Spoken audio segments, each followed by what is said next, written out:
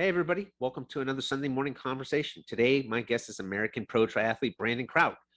Brandon used to be in the Atlanta area. That's how I actually met him and a few years ago. And he's been moving around. He actually is a doctor now. So among other things. So we talk about a little bit about his practice and being a pro. And he is also a Mormon. So we talk a little bit about that and how that played into his early career in college. So thanks for tuning in, everybody. I appreciate it. How's it going? Hey, man. What's it like in Detroit today? Overcast and 60 degrees. Nice. Is living in Michigan kind of like living in Ohio, where it's kind of dull and gray a lot? Not where I live. There's lots of trees. We have a skiing place probably 30 minutes away. I have lakes everywhere around me. So it's much greener, much more out. There's not as farm field as Ohio is in the area I live. Well, my part of Ohio was not farming. It was definitely the more urbanish, but it's also kind of the more dilapidated kind. So Gotcha. yeah, we had the whole it's gray 20 or 4 seasons in a day type stuff. Not the greatest training weather. Yeah. Yeah, I get that. You can definitely tell a difference when you cross the Ohio border. Anyway, I have a brother that lives down in Columbus, and when we go down to visit him, it's a lot more gray and farmland and stuff like that. A lot less trees. I don't know. You're Mormon, aren't you? Right? Is your whole family Mormon? Yeah. So, did you grow up in Utah and then spread out? No, I've never lived in Utah. Oh, really? Yeah. I have family. I have aunts and uncles that live there. I have one sister that lives there, but I've never lived there. I visited, but that's about it. Did you do a mission when you were younger before you went and ran track? Yep. Okay, where'd you do that at? You were it was funny because I didn't sleep last night, so I started peeling back the onion because there's a lot more to you than people would probably realize. Yeah. I did my mission. I did it in Sacramento. I was Spanish speaking in Sacramento. Okay, that's definitely different. I didn't realize that. Well, what did you have to do there? You basically knock doors and teach people. You do service. You teach people. You baptize a lot of people into the Mormon church. Things like that. Mostly teaching and finding. How receptive of people are you? Because honestly, I've never had somebody, from any Mormon mission ever knock on my door. So I don't know what it's actually like. I just know that people make jokes of it, I don't know. It's actually like how receptive people are to that. It depends on where you are in the country. Anywhere like Rocky Mountains West, very receptive. There's Mormons everywhere. You may not know it, but they are everywhere. And so you're pretty successful getting people to join the Mormon church. Out east, not as much. There just aren't as many Mormons around. But it all depends. South America, you baptize a ton of Mormons. Europe or China, not as much. The Philippines, tons. It all just depends. Yeah, and China's one of those more agnostic countries or atheist countries. They just don't believe really in anything. Yeah, I mean, I have a couple good friends that went to Canada, like Vancouver, BC, but they were specifically Mandarin speaking. And so all they did was teach Chinese expats. So it all depends. In Sacramento, I was Spanish speaking, but in my specific geographical mission, it was English, Spanish, American Sign Language, Hmong, Cambodian, Laotian, Tongan, Samoan, Fijian. Those were all languages that missionaries spoke and taught people in Sacramento. So you had to learn Spanish before going in high school and stuff, leading into that. No, I took my, the requirements to graduate high school, but I didn't learn any Spanish. All missionaries, depends on where you get called to, where you're told to go. You go to what's called the Missionary Training Center. And so I went there and I had 3 months of a crash course in Spanish and then sent out. So all of my Spanish I learned while I was a missionary. Were you fluent enough to actually teach it? No, you are when you're there and you think you are and you have teachers and stuff, and then you get out and you start talking with people and you're like, what the heck? The person they paired me with when I first went out to Sacramento, he was from Mexico and his English was terrible and my Spanish was terrible and it wasn't the greatest. It took me about 8 months to get like full fluent. Now, how do you support yourself during that? Do you have to like work a job too, or does the church keep you? No, you're not allowed to. You have to pay for it as you go. So you're not allowed to work. Like it's full time. You don't do anything. You're not like when I went, you weren't allowed, you're only allowed to call home on Mother's Day and Christmas. Oh wow. You could write letters home once a week. This was before like smartphones and stuff. So there wasn't Zoom or messaging or Facebook or anything like that. So I talk to my family like twice a year. You're not allowed to work. It's like full time. And so a lot of people earn money like during high school and save it up to pay for it. But I didn't. And so my family paid for it for me, my parents. So Okay. So did you like what did you do for running? Because that's what your background is. Did you run while you were still doing that? didn't so you have to stay with your companion the entire time, the person that you're assigned to. And every 6 weeks there could be a change. They tell you if you're going or staying or someone who's coming. And during those 24 months, I went running twice. I didn't have companions that wanted to run or liked running, and so I never went. How did you parlay that into running for BYU? Why? It was very, very tough. Hold on, let me answer. I keep getting this phone call. Hold on, real That's quick. okay. So going back to your question, I ran in high school. I was an All-American in high school. And I knew I was going to go on a mission. I wanted to my whole life. That was normal. But I didn't know after my mission what my life would be like, if I would even want to run or be able to run. And so my goal was to go to college for a cross-country season and then go on my mission after that. And so that's what I did. So right after I graduated high school, I went to BYU Hawaii, ran a season there, and then went on my mission right after. And so, and that basically all the guys on my team had either done their mission already or were going out as well. And it's just kind of part of the culture and running it at one of the BYU or any athletic at any of the BYUs. So my coach knew that, and he's like, don't worry about it. Your scholarship will be here when you get back. You might not even want to run when you get back. Everybody changes on their mission. Who knows what will happen? So I'm on my mission, ran twice. I got very, very fat. Like stretch marks, fortunes, like. Yeah, I got fat too right now. So then finished my mission, went back to Hawaii, was terribly overweight, lost 55 pounds that first semester to get back into shape. And then after that, it was just maintaining it for the rest of college. So yeah, your wife is really, really fast too. yeah, she's probably a better athlete than I am. So I was gonna say that, but I was gonna let you see if you say it first. Yeah, she's pretty good. Where did you find her? So did you meet her down here in Atlanta? No, I met her in Hawaii. She ran for the team there too.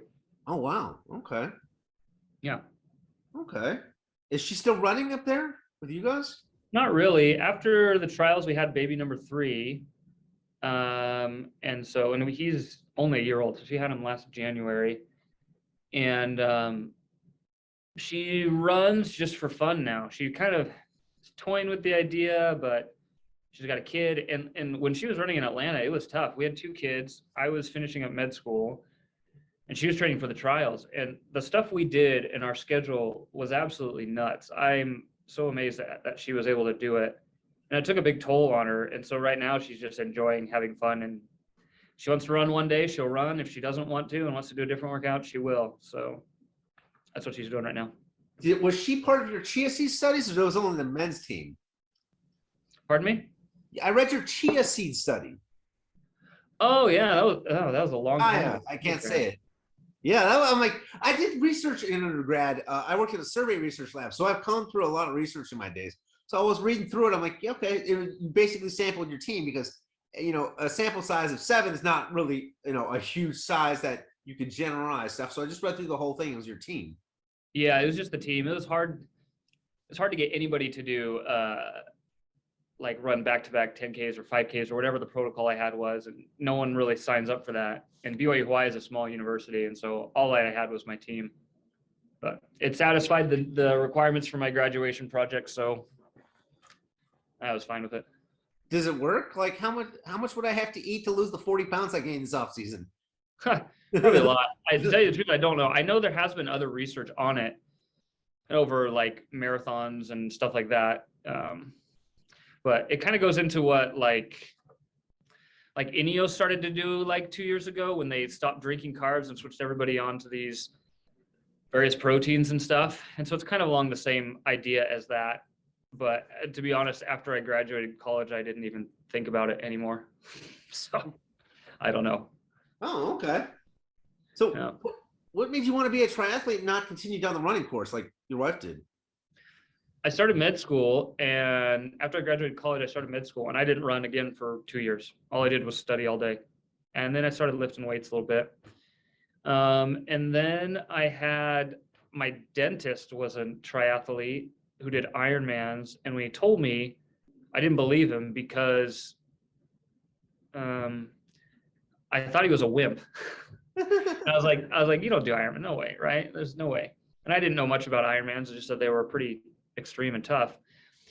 And so I was like, yeah, anytime, if you want to do like a 10-mile run or you need someone to keep you company on a run or whatever, I'll volunteer for you. And granted, I hadn't run forever, but I didn't think he could outrun me, even though I hadn't run in 2 years. And so we went on a run, then we did it again a couple times. Then he had a road bike. And so he's like, hey, you want to ride? You can use my road bike. I said, okay, fine. And then after about 6 months of bugging me, I entered a triathlon. It was an Olympic in the Columbia River Gorge. And my wife and I did it together, and she really liked it, and I hated it. I thought it was stupid. I thought the transitions were dumb. I preferred running where you start and then you finish. And transitions, I think my first transition took me 10 minutes. I was wet and couldn't get my jersey on. And then anyway, I thought it was dumb, but my wife had tons of fun. And I was like, well, if she likes it, then it's something we can both do. So I guess I'll like it too. And then she ended up not doing any more. She did one more. And after that went just straight into running. And from that point, she wished I only did running. She actually hates triathlons, and she hates how much time they take up and stuff like that. And so she would prefer if I only ran, but that's how I got started. Yeah, because I remember what was it? It was back when I saw you in Miami, because I actually first learned about you. I saw you race at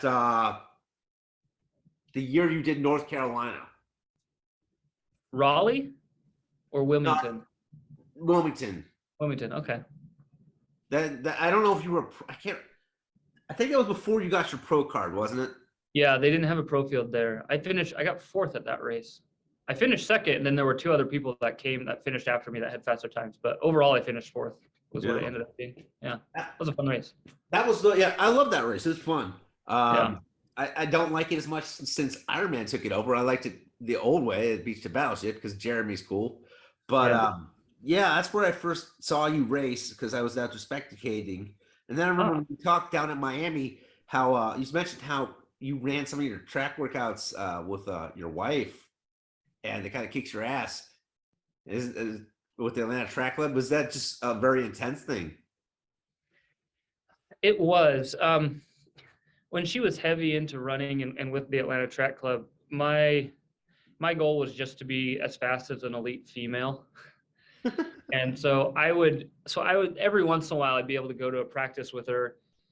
And she had like maybe four other women that were on the A standard or on the Olympic standard that would train. And so I would run with them. I couldn't keep up with the guys. They were, at that time, the guys they had on the team were quite impressive. And so I was like, if I can hold with a women's Olympic qualifier A standard for the workouts, I'm pretty happy with myself. I'll be fine. And so every once in a while I would get to do that. And the coaches were nice enough to let me run and jump into practice with them. So it was pretty fun. I will say, I love my wife, but I've never lost to her ever. Any workout we do, I could beat her. Any race, I could beat her. I think once we hit 20 miles, she would probably start catching me or pulling away and probably beat me in a marathon because I've run one marathon in my life. And that was back in undergrad. And so she has a lot more experience doing that. So she could probably win, but everything else besides the marathon that we've ever raced, I've always beat her. So that's, I guess, my pride. Because you guys came back up here, you were in Savannah this time. You came back up here for her to run trials. What was it like watching that? Because It was tons of fun. actually get to go.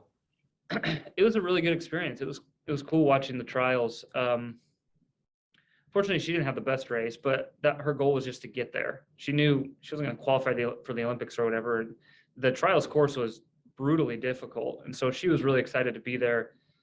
And I was really happy and excited for her as well. And so it was cool that Atlanta got to do it, and that it was so close, and it was a really fun race to watch. It was nice. My team in Savannah was able to come up and watch the trials and take pictures with, I don't know, Galen and all these people. And so they had a fun time too. Yeah. You're a doctor of all things, which means you actually understand a lot of what I go through with the TBI and everything that I have. So not a lot of people who I meet actually would know anything about TBIs to even on a cursory level. Yeah, I'm definitely not an expert in it. That's for sure. No. But the thing is, like, I don't know many people who do in general. Like, I don't know people in the medical field other than my mom being a nurse and my doctors that I have to see. So, I mean, on some level, you would at least know some of the stuff that I go through. It's not that like neurology is your specialty. No, and honestly, I don't have a specialty, so I wouldn't. Yeah, but yeah, I've been exposed to it, that's for sure, and seen patients with it and things like that. Yeah. So, it causes a lot of sleep disruptions. And if you want to know what it feels like, when you do White Lake, stay up for 48 hours and then try racing. That's what it's like to race with a TBI when you have sleep problems. It's horrible. Ugh.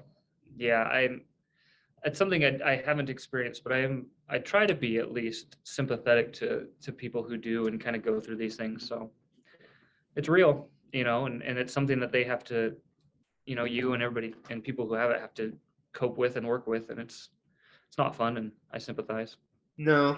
Do you do I got mine from biking to work while just getting in extra miles in the off season.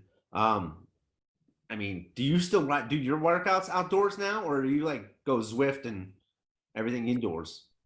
I'm hardly outdoors. I only started riding outdoors. When I was in Atlanta, I would be able to get out during the summer, usually on Saturdays, out to Bud Plant or Silk Sheets. And then in 2020, when everything shut down, I was able to spend a summer riding outdoors. And then this past summer, 2021, I was able to ride outside. But 90% of my riding is on Zwift. So I haven't ridden outside since last September. So. Oh, I don't know. I like it. I like the weather, but the workout's better on Zwift. It's more efficient. You can just settle in and hit certain zones, and yeah, you never stop pedaling. Get stopped by a stoplight. So yeah, you never stop pedaling at all. No downhills, just straight pedal. Yeah. I for working out, it's fun. I do enjoy long rides outside. I enjoy the coffee rides and group rides and stuff like that, but I do like Zwift. It's efficient, and that's where most of my training is. So with 3 kids, is this bringing your career to a close where you're just going to switch to father mode, or are you going to still try to race pro on a regular basis? What's your schedule like this year? I did Miami. I've got planning on White Lake. And then I was planning on 2 races in July, but I actually have family reunion duties. So we'll be gone for the month of July. And then I don't know, I might race. Ironman has a race out here in Michigan. There's also another local race that's supposedly pretty good in Michigan, like in August I might do. And that's it. I've never been a huge racer. I've always had either school or family duties or my wife's racing or whatever. And so I generally don't race as much as other pros that don't do anything else with their life except for race. And that's fine for me. For me, triathlons and even racing as a pro has just been doing it because it's fun. And so as long as I have time and as long as it's fun, I'll keep doing it. So that unnamed race, the local race you were talking about, that's Michigan Titanium, right? Those dudes are really cool. I like them. Yeah, it is the Titanium. And I was signed up for it last year, but unfortunately had an injury on my shoulder, so I couldn't swim. You'll win it. But everything I've heard is that it's really, really good, and so you'll win it. I'd like to do it. And what's this? There's 2 Michigan races that I am does. There's the one up north that was Traverse City, now Frankfurt, and then there's Steelhead. I did that one the same year Tri-Joe did. Okay. It's a harder swim. Yeah, I don't know. I'm kind of I stay away from Ironman as much as I can. So if I'm going to choose one in August or something, or in the summer, I'd much rather go with a local race over an Ironman race. So that'll probably be the one I do. Yeah, me too. I definitely I don't know, I think half of the races I've done, like maybe 15, 16, 70.3s, and half of them are independent, and I've liked them much more than Ironman. Yeah, at my level, races like Challenge or Clash treat me way better than Ironman ever did. And so I get treated virtually the same as one of the big name pros, right? I don't get promoted as much or whatever, but there's no difference to how I'm treated at those races. And Ironman, they could care less about who I am or anything like that. And so I don't know, I'd rather just race where I feel welcomed. Well, I mean, I actually know, oh man, I'm drawing blanking on his last name. Begins with an O. His name's Eric, and he's the president of Rev3, and they brought back their own pro series. You thought about racing with them? Because I've raced a Rev3 before. That was my second 70.3 I ever did, especially up in it was the Williamsburg one. That's the one that was a pro on the pro circuit now. Yeah, and so I've thought about that one. I wouldn't mind going back and doing that. That was a fun one. Oh, maybe I will. I actually signed up for that one too. I signed up for that one too. Updike, that's his last name. He's a cool dude. Gotcha. Yeah. Well, I mean, there aren't a whole lot of pro events out there that, at least in the States, that aren't Ironman. Now that Clash is there, I guess that gives you, a few options that weren't there before. But there were, and Rev3 lost their, they dropped their pro circuit for a long time. So I guess more opportunities are opening up for you, which is really interesting in itself, because you would have thought those opportunities would have never came back due to the, losing so much money in the pandemic. Yeah, I don't know how they did it. I mean, I don't know what their business model is or how they're able to afford prize purses and things like that, but I'm grateful that they do, and I'll take advantage of it if I can. Yeah, and I know the PTO is what funded the Rev3 prize purse. So and it's not like it's a huge one to begin with, but I guess it was just to give you guys more options out there than just be an Ironman. Because, in Europe, you have the option of challenge. There's enough of those races. Yeah, it's true. So, I mean, what are your plans going forward after this season? Do you see retiring, or you just see like keeping your pro card just to keep it? Because it's really not all that expensive in the grand scheme. Yeah, it depends. I think I'm entering my year where I have to qualify this year for sure to keep it. So if I qualify, then I'll keep it. I'll keep it for as long as I can, probably. But my kids are getting older. I have a ski boat, and so water skiing was going to take up a lot of time this summer, which I'm totally fine with. I love boats, but I can't own one. Yeah. So we'll see what we do. I mean, for the longest time we had little kids, and so, I mean, they take a lot of time and effort and things like that, but you can push them in a stroller if you need to go for a run or whatever it is, and you're fine. Now that they kind of have their own extracurricular activities, there is kind of that weight pulling on me, like, hey, maybe this Saturday you should go play catch with them or go play soccer instead of doing a long trainer ride. So that's there a little bit. So we'll see. That boat of yours, have you taken it out to the Great Lakes? No, I probably never will. It's like a slalom skiing tournament boat. And so there's no way I have any desire even to go ski the Great Lakes or take a boat on there. And I have lakes so close to me right now that are flat and glassy and 10 minutes away. So I don't think I'll ever go do that. I'm kind of a water snob when it comes to water skiing. So I've never met anybody who, actually I met one dude who skis, but he's from Peru. But I've never met anybody who would consider themselves a snob. Tell me more, like, what goes into that? Like, well, is it kind of like the same way that somebody would call themselves a coffee snob, where you have some like refined level of knowledge of like basic water chemistry and everything going into that. I don't know how to define that. No, it's got to be glass. There's got to be no wind, and there's got to be no chop and no waves. It's just got to be smooth as glass. And so if your bodies of water are big enough, or they don't have canyons to kind of shelter them from the wind, or other things to shelter them from the wind, skiing is miserable. It's not fun at all. And so something like a Great Lake that's virtually like an ocean, it's just choppy and there's no reason to go ski it.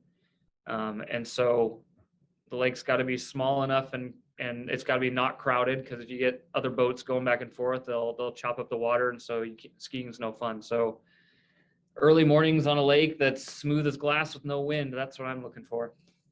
So how many people come out with you? Because obviously you can't drive the boat and ski at the same time. No, usually just my family. My wife will drive, and I'll ski and have some fun. Now, I mean, have you ever hurt yourself like that? Like really, fucked yourself up good and end up with a lot of bruises or anything? Or No, I've been really lucky. Done this. I don't spend too much time on boats. Oh, yeah, okay. So I was lucky enough when I was a teenager, my family got our first boat.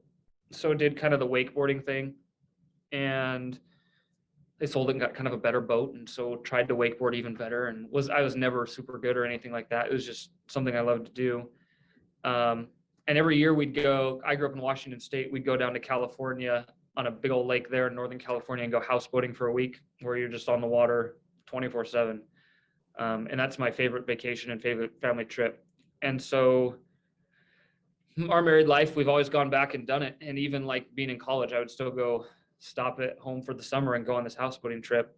And so I started having kids. My wife, she had wakeboarded once her whole life, and I took her on this trip with my family to go houseboating, and she was hooked. And so she wakeboards and stuff. And with my kids, ever since they were little, I'd be surfing, and I'd take them and just carry them and hold them on the surfboard behind the boat, and they liked it. And so my older kids, they know how to ski. The little one, he's only a year old, so he hasn't been on the water. So my wife can ski and wakeboard and surf, and the kids like to ski. And so finally, last year during this houseboat trip, my wife finally said, I think we can probably consider getting a boat. And I took that to mean, yes, 100%, you should go get a boat. And so I got home, and last fall I went and found one I really, really liked, and bought it. So we haven't been able to take it out yet because it's been too cold. But we've got all the skis, we've got all the gear. We're just waiting for the lakes to thaw, and so that we can go back out. But I slalom ski, so just one ski, with 2 feet. And I'm not super good as far as pro level or anything, or going on courses and stuff, but I really, really enjoy it and have a lot of fun. So I remember my brother bought a boat when I have a younger brother, 2 years, and he bought a boat one year while I was still living in Atlanta. He was living in Cleveland working in a power plant. He texted me one day. He's like, "Hey, I bought a boat." I said, "What kind of boat?" He's like, "A Regal." I said, "Like the Buick?" He's like, "Yeah, 1985. I'm like, "Oh God." He's like, "He's got a low hours on it." I said, "You don't know that. It doesn't have an odometer." Yeah, well, yeah, boat engines go by hours. For reference, I guess, if everybody listens to this, I got a Mastercraft Pro Star. So that's the boat we have. Pretty excited about it this summer. So I don't know. I mean, the summer might come around and get warm around here, and I might not ride my bike for 5 months. I might just be skiing all day. So, and I'm prepared for that, and I'll be perfectly happy. Yeah, it's not, I mean, being a pro is more like a fun lifestyle for you rather than an occupation. So I can understand that. Yeah, exactly. Hey man, thanks for joining me. It was fun. Of course, anytime. I will see you at White Lake for sure, and possibly if you show up to Williamsburg, so we'll have to say hi. Yeah, that sounds like a good plan. All right, man. Take it easy. Cool. Thanks. You too. See ya.